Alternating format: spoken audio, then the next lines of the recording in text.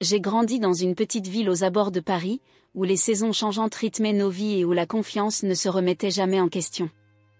Mon histoire commence dans les couloirs aseptisés de l'hôpital général de Paris, où ma mère adoptive, Sarah, menait un combat perdu d'avance contre une forme agressive de cancer du poumon. L'odeur d'antiseptique et les bips réguliers des machines formaient la trame sonore de nos derniers mois ensemble, une période qui aurait dû être dédiée à l'amour et à l'acceptation du destin, mais qui fut entachée par les prémices d'une trahison encore invisible à mes yeux. Sarah n'était pas ma mère biologique, mais elle m'avait choisi alors que j'avais à peine 3 ans, m'ouvrant les portes d'un univers de cookies aux pépites de chocolat tout juste sortis du four et de contes du soir racontés avec des voix amusantes. Elle tenait un petit café très apprécié au cœur de la vieille ville de Saint-Germain-en-Laye, où les habitants se retrouvaient chaque matin pour leur dose quotidienne de café et de conversation. Ce lieu, baptisé « l'Aurore », était bien plus qu'une simple affaire, c'était son héritage, bâti de ses propres mains grâce à sa détermination et à une vieille recette familiale pour préparer le café parfait. Je me souviens être resté assis près de son lit d'hôpital, par un froid soir d'octobre, regardant le soleil décliner et peindre le ciel de nuances orangées et rosées à travers la fenêtre. La main de Sarah me semblait plus légère que jamais, sa peau presque translucide, mais ses yeux verts conservaient cette étincelle de vie qui avait toujours attiré les gens autour d'elle. « Jules », souffla-t-elle en utilisant le surnom qu'elle m'avait donné étant petit, « je dois m'assurer que tout est en ordre avant. » Elle ne termina pas sa phrase, mais nous savions tous les deux ce qu'elle voulait dire. Ma belle-mère, Rebecca, s'était montrée de plus en plus présente ces dernières semaines, toujours accompagnée d'un dossier volumineux et d'un sourire qui ne parvenait jamais tout à fait à masquer une lueur froide. Elle avait épousé mon père adoptif, Tom, 2 ans après le décès de ma mère biologique, et bien qu'elle fût toujours polie, son attitude trahissait une minutie calculée. J'aurais dû remarquer qu'elle orientait subtilement les conversations vers l'avenir du café, mais, absorbée par mon chagrin, je ne voyais pas la manipulation se mettre en place sous mes yeux. L'hôpital se transformait en une scène où se jouait une pièce savamment orchestrée, Rebecca endossant le rôle de metteuse en scène. Chaque jour, elle apportait du café de l'Aurore en évoquant avec nostalgie combien ce lieu avait été le pilier de la communauté. « Nous devons protéger l'héritage de Sarah », répétait-elle, sa voix trahissant une inquiétude que je reconnais aujourd'hui comme feinte. Il faut que tout soit réglé tant que Sarah est encore capable de prendre des décisions. Tom, mon père adoptif, avait lui aussi changé. L'homme qui m'avait appris à faire du vélo et qui veillait tard pour m'aider avec mes projets scientifiques semblait désormais distant et préoccupé. Il arpentait les couloirs de l'hôpital, murmurant au téléphone et raccrochant dès que je m'approchais. Avec le recul, je comprends qu'il était déchiré entre la loyauté envers sa nouvelle épouse et le souhait de ma défunte première amour, mais sur le moment, son comportement ne faisait qu'alimenter mon malaise. Les infirmières devinrent des visages familiers durant ces longues semaines, en particulier Maria, qui venait parfois s'asseoir avec moi durant ses pauses. Elle remarqua aussi des choses, comme elle me confia un soir, ses yeux sombres remplis d'un sens que je ne comprendrai qu'après bien des années. La famille peut se révéler compliquée dans de tels moments. Parfois, les gens dévoilent leur vraie nature quand ils pensent que personne ne regarde. L'atmosphère de notre foyer changea également. Ce qui était jadis un lieu de chaleureuse retrouvailles se chargea d'une tension silencieuse. Les dîners en famille, organisés tant bien que mal entre les visites à l'hôpital, étaient ponctués de silences gênants et de regards en coin échangés entre Rebecca et Tom. Ma petite sœur, Emma, alors âgée de 12 ans, repoussait machinalement sa nourriture, pressentant la tension sans en saisir l'origine. Bientôt, je commençais à trouver çà et là des documents négligemment laissés sur le comptoir de la cuisine, des évaluations de biens, des licences commerciales, des actes de transfert. Chaque feuille paraissait anodine prise isolément, mais ensemble, elles dressaient le portrait d'une réalité que j'avais trop peur d'affronter.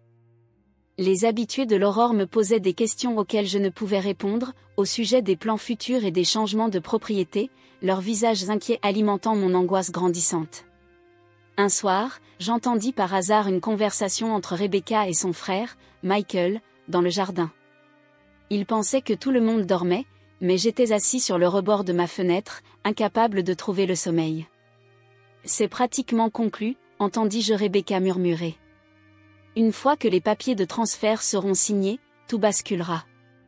$1, vous y croyez ? Elle n'a aucune idée de ce qu'elle abandonne. Ces mots firent chavirer mon estomac, mais je me persuadai que j'avais mal entendu. Après tout, la famille est censée se protéger, n'est-ce pas? Sarah m'avait toujours appris que la confiance se gagne par les actes, non par de vaines paroles, mais j'allais apprendre cette leçon de la manière la plus douloureuse qui soit.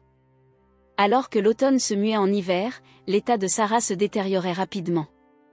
Les médecins parlaient sur un ton de plus en plus grave, et les visites des membres éloignés de la famille se multipliaient.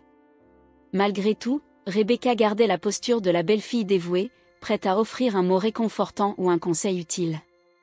Mais derrière cette façade soigneusement entretenue, je commençais à pressentir une intention prédatrice, semblable à celle d'une araignée attendant le moment parfait pour fondre sur sa proie.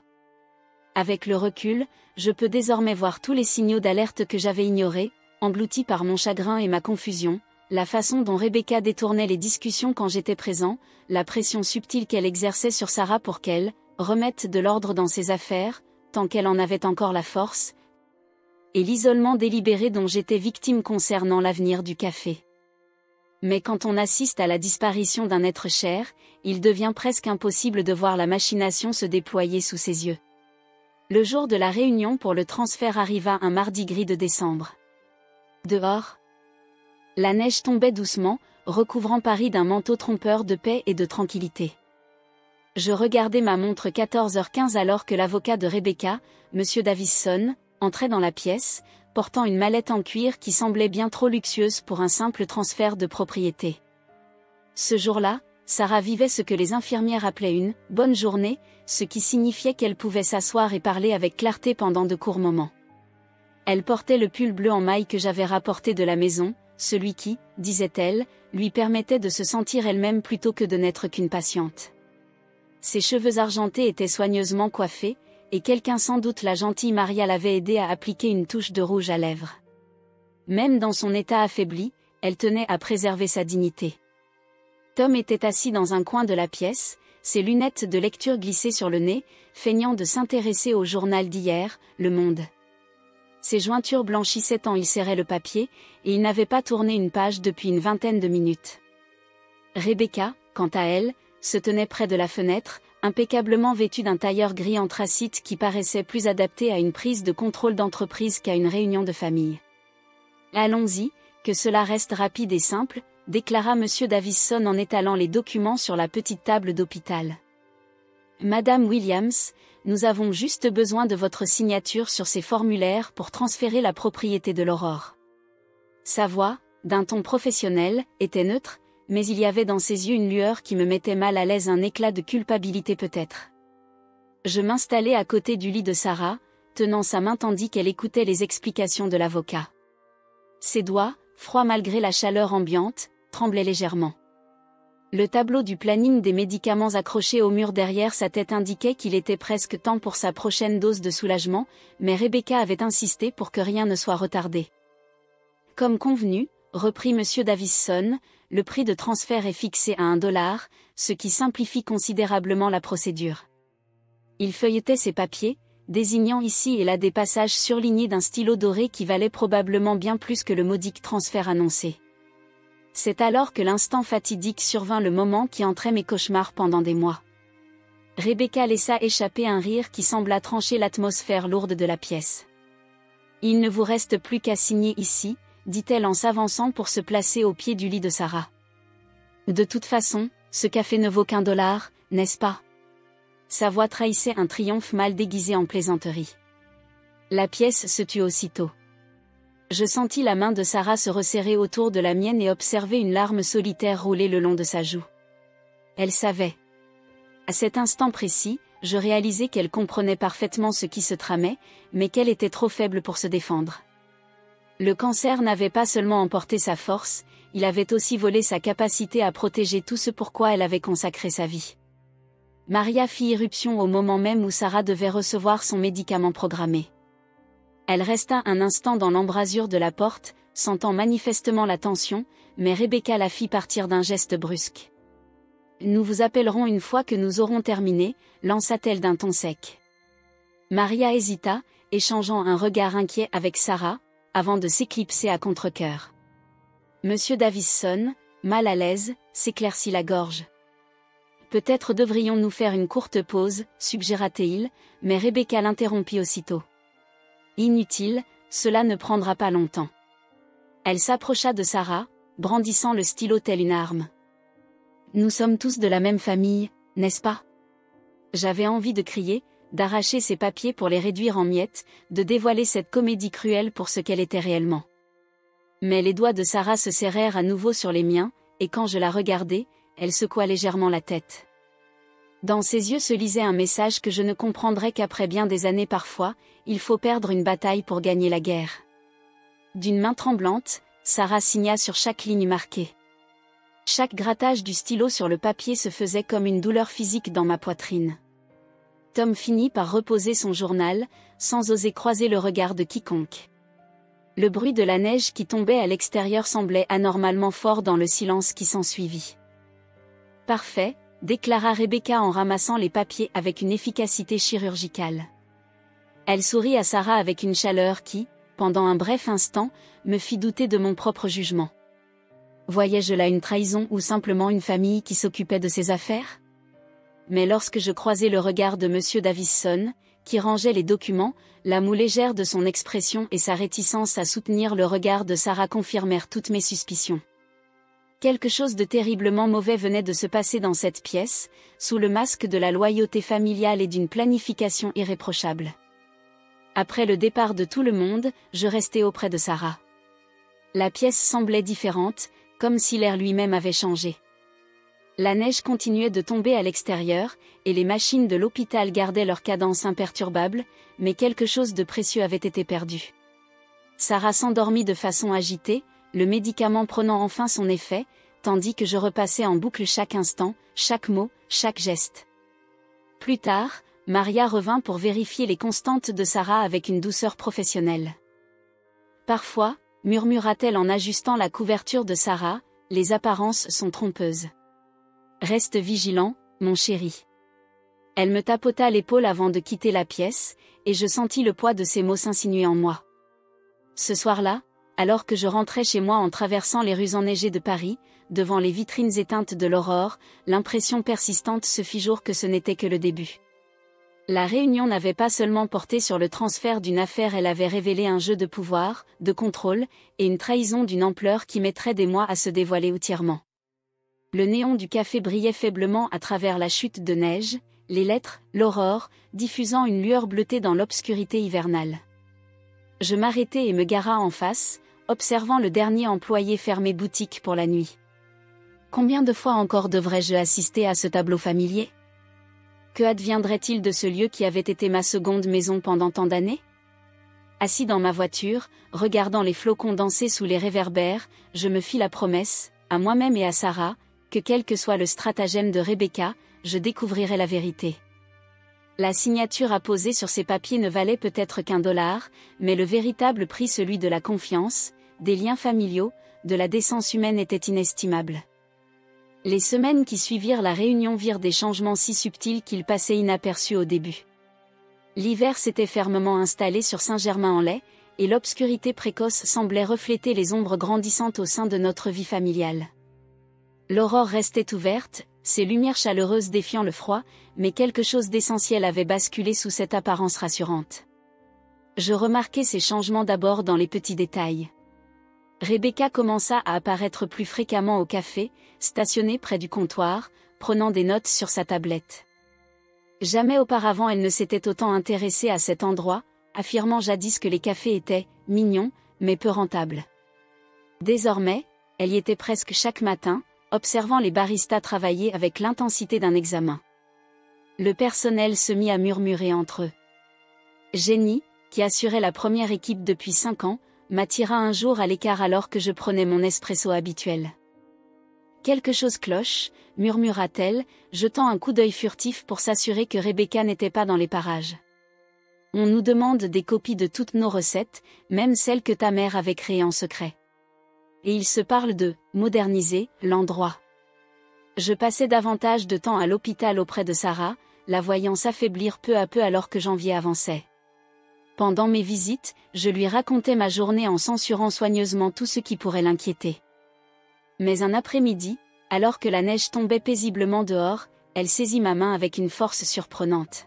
« Il change tout, n'est-ce pas ?» demanda-t-elle d'une voix à peine audible. Je n'eus pas la force de lui mentir. À la maison, l'atmosphère devenait de plus en plus lourde. Les dîners en famille se transformaient en un exercice de regards esquivés et de conversations mesurées. Ma petite sœur Emma, d'ordinaire si loquace à propos des ragots de son collège, devenait silencieuse et renfermée. Je la surprenais à observer Rebecca et Tom, l'air perplexe, comme si elle tentait de résoudre un problème compliqué. Un soir, incapable de trouver le sommeil, j'entendis des voix provenant du bureau de Tom. La porte entr'ouverte laissait filtrer la conversation. L'inspection de l'hygiène n'est qu'une formalité. Une fois que nous aurons récupéré le contrôle des recettes et des contrats fournisseurs, nous pourrons lancer le projet de franchise. Une pause, puis la voix hésitante de Tom. Ne penses-tu pas qu'il faudrait attendre ? L'état de Sarah. Rebecca l'interrompit d'un ton tranchant. Nous ne pouvons pas attendre. Les investisseurs sont prêts. Mon cœur battait la chamade, et je me retirai précipitamment dans ma chambre, incapable de trouver le repos. Franchise ? Investisseur ? Les pièces du puzzle commençaient à s'assembler pour former une image que je refusais d'affronter. Je me rappelais que Sarah m'avait un jour confié avoir décliné de nombreuses offres de franchise, persuadée que ce qui faisait la singularité de l'Aurore était sa touche personnelle et son lien avec la communauté. Le lendemain, j'en décidai assez tôt de mener l'enquête. Tandis que Rebecca assistait à son cours de yoga et que Tom était au travail, je m'introduisis discrètement dans le bureau de la maison. L'ordinateur était verrouillé, mais je découvris un dossier accumulé dans le tiroir inférieur de l'armoire à dossiers. Des propositions pour l'Aurore Entreprise, des plans d'expansion prévisionnels, des analyses de coûts pour standardiser les recettes. Certaines dates remontaient à plusieurs mois avant le diagnostic de Sarah. Les mains tremblantes, je pris des photos de chaque document avec mon téléphone. En remettant le dernier dossier à sa place, je remarquai un petit carnet coincé au fond du tiroir.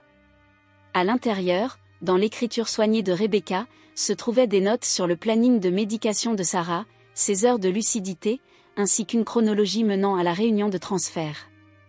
La dernière inscription fit froid dans mon sang, transfert effectué. Phase 2 après validation de l'inspection sanitaire. J'entendis alors le bruit de la porte du garage qui s'ouvrait. Rebecca était rentrée plus tôt et je remis précipitamment tout en ordre. Cette nuit-là, allongée dans ma chambre d'enfant, je fixais les étoiles phosphorescentes que Sarah et moi avions collées au plafond autrefois. Le poids de ce que j'avais découvert pesait sur moi comme un fardeau tangible. Le lendemain matin, au café, j'observais les habitués d'un œil nouveau. Monsieur Peterson, le vieux monsieur qui venait depuis 15 ans pour son café et son mot croisé quotidien, Lisa et Marc, les étudiants qui occupaient invariablement la table du coin pour étudier, et le groupe d'enseignants retraités qui se réunissaient chaque mercredi pour leur club de lecture. Aucun d'eux n'imaginait que leur havre familier allait changer à jamais. Je prêtais désormais attention aux moindres faits, les allées et venues de Rebecca, les heures et les dates qu'elle notait discrètement, les photos prises sans que personne ne s'en doute. Elle effectuait plusieurs déplacements dans un immeuble de bureaux élégants en plein centre de Paris, revenant toujours avec de nouveaux documents et un sourire satisfait. Tom devenait de plus en plus agité, passant des heures dans son bureau et se murmurant des reproches pendant les repas. L'état de Sarah se détériorait inexorablement. Lors d'une visite, je la trouvai plus éveillée que d'habitude, ses yeux clairs et concentrés. « Le livre de recettes, dit-elle soudain en tendant la main, le véritable. » Derrière la brique mobile de l'arrière-boutique. Avant que je ne puisse lui demander ce qu'elle voulait dire, elle sombra de nouveau dans le sommeil. Je me rappelai alors de cette brique dont elle plaisantait souvent en disant qu'elle serait réparée, un jour. Ce soir-là, après la fermeture, je décidai d'aller vérifier. Derrière la brique se trouvait un petit carnet relié en cuir, ses pages jaunies par le temps. On y trouvait non seulement des recettes, mais aussi des notes détaillées sur l'approvisionnement en café, les techniques de torréfaction, et ce qui semblait être des messages codés que je ne parvenais pas à déchiffrer. Je ramenai ce carnet chez moi. Et le cachai dans ma chambre, sachant pertinemment qu'il recelait une importance capitale. La supercherie s'était enracinée dans nos vies, se répandant tel un lierre sur un mur, transformant peu à peu tout ce qu'elle touchait. Chaque jour révélait de nouvelles confidences, des conversations murmurées interrompues à mon entrée, des rencontres furtives avec des individus en costume coûteux, des dossiers refermés aussitôt que je passais devant le bureau de Tom. Pendant ce temps, l'Aurore continuait de servir café et pâtisserie, ses clients fidèles inconscients des turbulences qui se tramaient en coulisses. Mais je sentais venir le changement, tel le vent avant l'orage. Les plans de Rebecca, quels qu'ils soient, prenaient forme avec la force implacable d'un glissement de terrain, et il semblait que j'étais le seul à vouloir m'y opposer. La question qui me tenait éveillée la nuit n'était plus seulement celle du café. Il s'agissait de savoir jusqu'où nous connaissons réellement les personnes qui nous sont chères, de comprendre comment la confiance peut être utilisée comme une arme, et ce que signifie tenir les promesses faites à ceux qu'on aime. Alors que janvier cédait sa place à février, je savais que le temps m'était compté pour démêler l'ampleur du stratagème de Rebecca avant qu'il ne soit trop tard. Le 15 février se leva dans un froid mordant, ce genre de matin qui fait douter les Français d'avoir choisi de vivre aussi au nord. Je n'avais presque pas dormi, dérangé par les bruits inhabituels provenant du café situé au-dessus de mon appartement. Rebecca avait organisé une réunion à l'aube avec ce qu'elle appelait son « équipe de consultants », et depuis 4 heures du matin, j'entendais le vrombissement des voitures arriver. J'habitais le petit appartement situé au-dessus de l'Aurore, tout comme Sarah l'avait fait lorsqu'elle avait ouvert le café pour la première fois. L'odeur familière du café apportait généralement du réconfort, mais ce matin-là, elle se mêlait à celle de produits de nettoyage industriel et à des voix inconnues. Je m'habillai rapidement, le ventre noué d'anxiété. À 6h45, 15 minutes avant l'heure d'ouverture habituelle, je descendis. La scène qui s'offrit à moi me laissa sans voix. L'intérieur chaleureux et d'époque du café avait été partiellement démantelé. Les vieilles photographies retraçant l'histoire de la ville, que Sarah avait patiemment collectionnées, avaient disparu des murs, remplacées par de l'art contemporain générique. Les fauteuils en cuir usé mais adorés avaient disparu, laissant place à des chaises métalliques impeccablement alignées. Jenny, notre chef barista, se tenait derrière le comptoir, les yeux embués de larmes. « Ils sont venus à 4 heures, murmura-t-elle lorsque je m'approchai. Ils ont commencé à tout changer. Rebecca affirme que c'est dans le cadre d'un rebranding.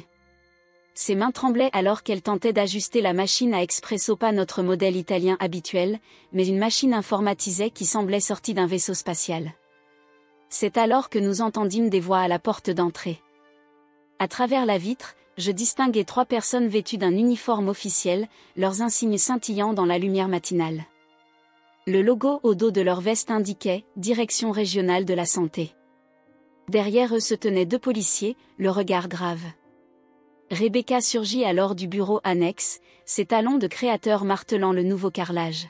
« De quoi s'agit-il » demanda-t-elle, mais je vis une lueur de peur traverser ses yeux. Elle comprenait parfaitement la situation. L'inspectrice principale, une femme grande aux cheveux gris acier et aux lunettes de lecture, s'avança alors que le groupe entrait. « Je suis la docteure Caroline Martinez de la Direction régionale de la santé. Nous venons faire suite à des signalements inquiétants concernant des infractions aux normes sanitaires et des modifications non autorisées de recettes. » Elle consulta sa tablette. « Nous avons également des questions sur le récent changement de propriétaire et la conformité aux réglementations sanitaires. » Les heures qui suivirent se déroulèrent dans un tourbillon d'activités. Les inspecteurs passèrent au peigne fin les zones de stockage, les surfaces de préparation, et les sources d'ingrédients. Ils prêtaient une attention particulière aux nouveaux équipements installés par Rebecca, dont plusieurs n'avaient pas été certifiés pour un usage commercial. Je restai près de la fenêtre, observant les clients habituels s'approcher pour se voir refuser l'accès par le panneau, fermé pour inspection. Monsieur Peterson tapa sur la vitre, son journal sous le bras, et je dus le repousser d'un signe de la main.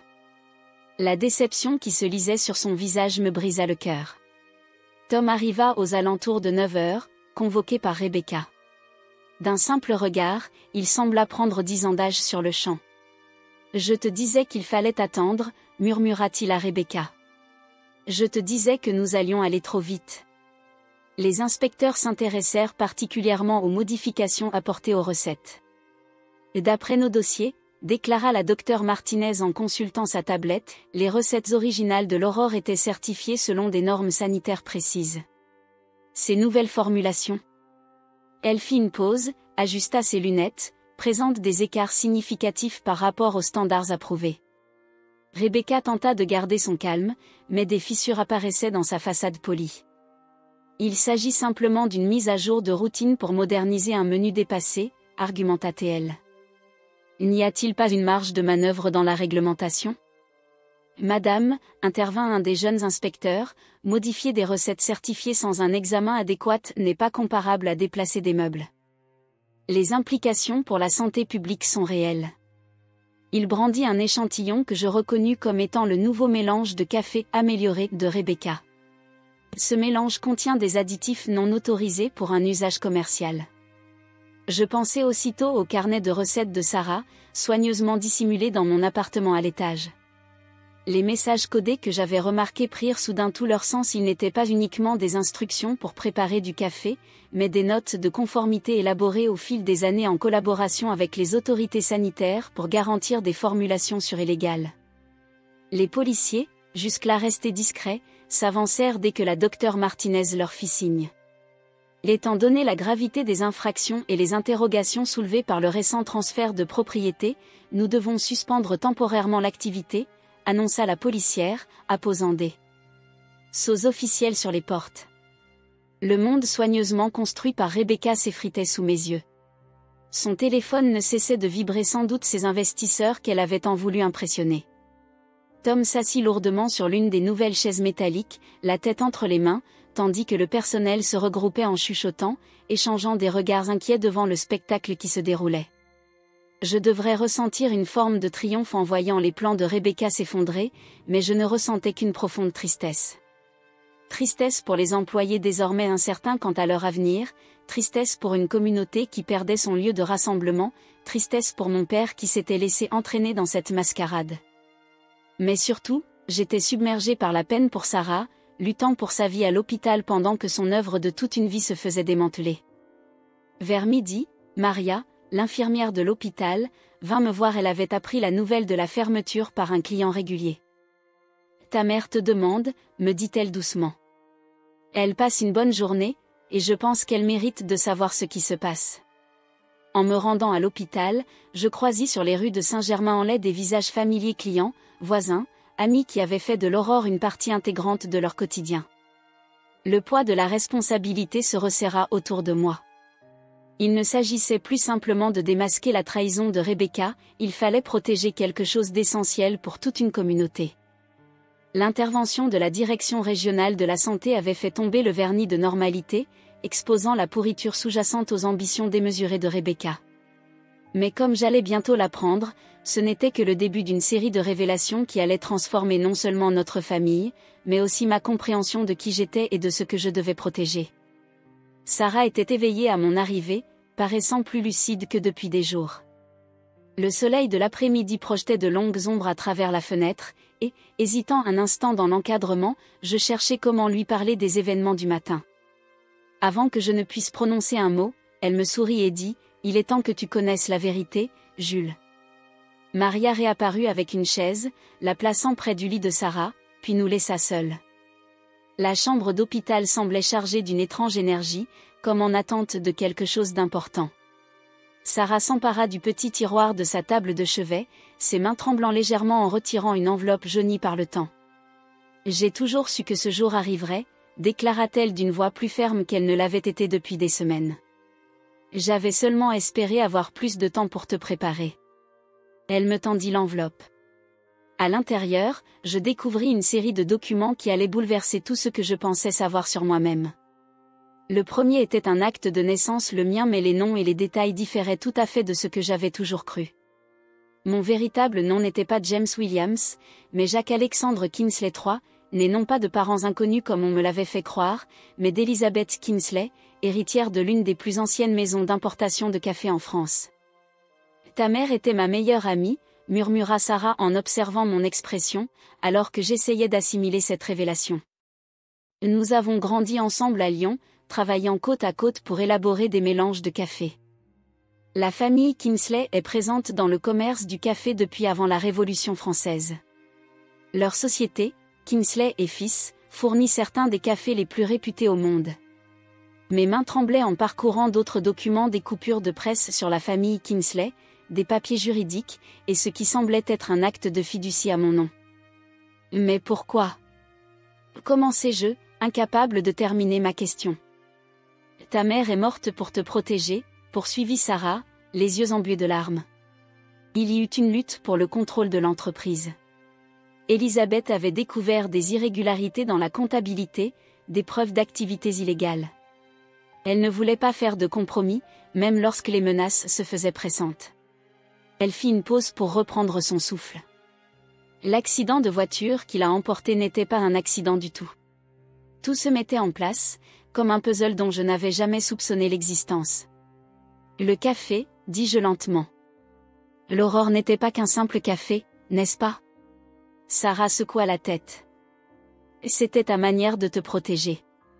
Elle avait transféré une partie importante des actifs de l'entreprise dans une fiducie à ton nom, tout en sachant qu'il finirait par te chercher. Nous avions alors créé une nouvelle identité pour toi, te cachant en pleine vue. L'Aurore était destinée à être ton héritage, gardé en sécurité jusqu'à ce que tu sois assez grand pour comprendre et revendiquer ta véritable fortune. Je repensais alors à l'intérêt suspect de Rebecca pour le café, à son insistance à prendre le contrôle des recettes. Elle le savait, n'est-ce pas? Voilà de quoi il s'agissait. Ton père, Tom, n'avait jamais su toute la vérité. J'ai veillé à cela pour le protéger. Mais Rebecca... Le visage de Sarah se durcit. Elle a dû découvrir le lien avec la famille Kingsley. Les recettes qu'elle s'acharne à obtenir ne sont pas que de simples mélanges de café. Ce sont des preuves des documents relatifs aux agissements illégaux que ta mère avait découverts, dissimulés derrière les instructions de nos boissons signatures. Le carnet relié en cuir que j'avais caché chez moi prenait soudain un nouveau sens. Tous ces messages codés que je n'avais pu déchiffrer n'étaient pas seulement des indications de préparation, mais des preuves, minutieusement conservées par Sarah au fil des ans, attendant le moment opportun pour être dévoilées. Pourquoi me le dire maintenant, demandai-je, même si je pressentais déjà la réponse. Parce qu'ils sont en marche, répondit Sarah. Rebecca ne travaille pas seule. Elle est liée aux mêmes personnes qui... Sa voix s'éteignit, mais je compris. Les mêmes personnes qui avaient causé la mort de ma mère étaient maintenant prêtes à prendre le contrôle de l'Aurore, sans savoir que le véritable enjeu dépassait de loin un simple café de banlieue. Les heures qui suivirent se déroulèrent dans un tourbillon d'explications de la part de Sarah, comblant les vides de mon histoire. L'influence de la famille Kingsley allait bien au-delà de l'importation de café. Ils étaient connectés au commerce international, à la logistique maritime, voire à certains contrats gouvernementaux. Ma mère avait mis au jour des preuves de blanchiment d'argent et d'opérations de contrebande dissimulées dans des expéditions légitimes de café. Ta fiducie arrivera à échéance le jour de ton 30e anniversaire, expliqua Sarah. Dans 8 mois, tu auras le contrôle légal de ta part de Kingsley et fils. Tous les documents prouvant ton identité et les découvertes de ta mère se trouvent dans le carnet de recettes. Chaque mélange, chaque instruction précise faisait partie d'un code que nous avions élaboré. La révélation s'abattit sur moi comme un lourd manteau. Toutes ces années passées à travailler au café, à apprendre les différents grains et techniques de torréfaction, à mémoriser les recettes. J'avais été préparée à cet instant sans même le savoir.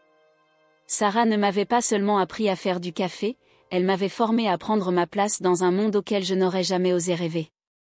Alors que le soleil se couchait derrière les fenêtres de l'hôpital, baignant la pièce de nuances orangées et violettes, je repensais à tous ceux qui avaient joué un rôle dans ce complot de protection Maria, qui semblait toujours en savoir plus qu'elle ne le laissait paraître, Monsieur Peterson, que je réalisais désormais être bien plus qu'un simple client assidu du journal quotidien.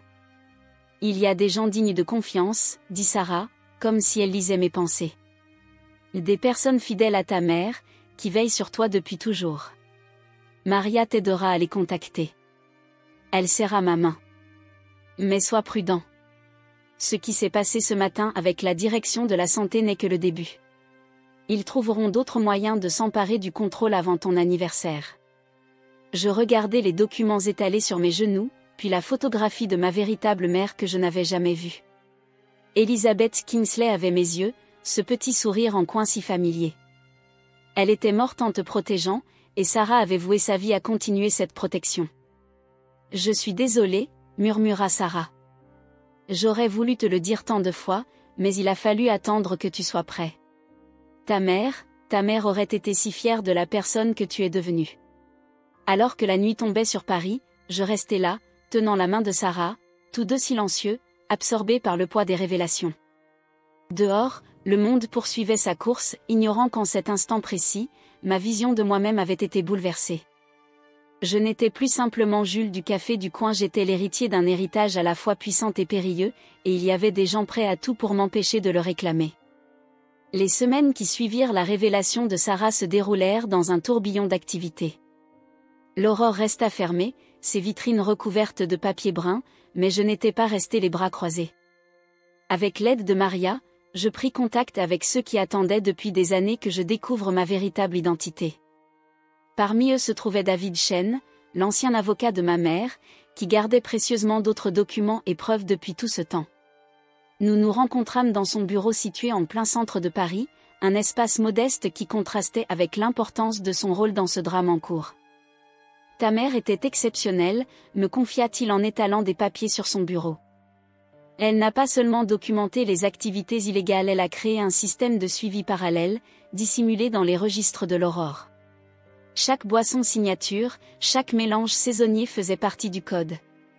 Je passais des journées entières à travailler aux côtés de David et de son équipe, utilisant le carnet de recettes de Sarah pour décrypter des années de preuves soigneusement conservées.